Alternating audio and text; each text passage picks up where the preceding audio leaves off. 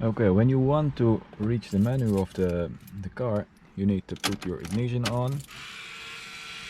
When it is on, you can press this menu button, and when you press it,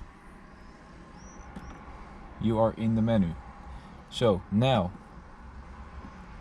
you can set everything you want, like buzzer volume or button volume, rain sensor. You can turn it on or off.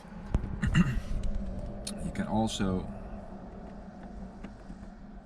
set the time settings or the date, or if you want to see the radio information on your display while driving, you can select it also.